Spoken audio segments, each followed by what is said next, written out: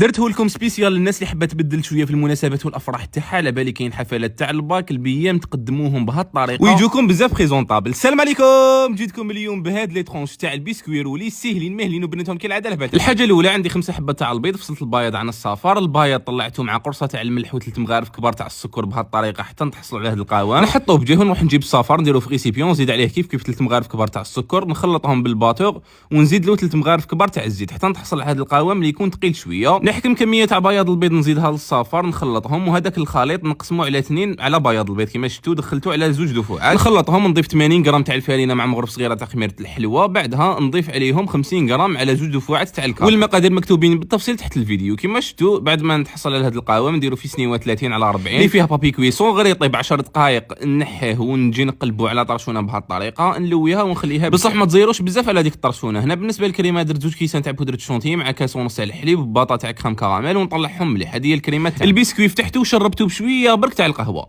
هنا راح نستخدم الطوبي كراميل كالعاده، لا كاليتي تاعها واللون والقوام الثقيل اللي يساعدكم في الخدمه. درت طبقه تكون رقيقه منها وزيد فوقها طبقه تاع الكريمه كيف تكون رقيقه اللي كنا طلعناها. نزير عليها مليح بابي كويسون ونحطوه في الكونجيلاتور حتى وين يشد روحه مليح. هذيك لاصاج اللي درتو نخلي لكم الوصفه تاعو مكتوبه تحت لا فيديو. هذاك البسكويرو اللي بعد ما شد روحه كنت غلفته من برا بكريمه الشونتي وعاود رديته للكونجيلاتور يبرد شويه وبعدها قلاصيتو. طريقه تقطيع البسكوي مكتوبه بالتفصيل تحت الفيديو. بصح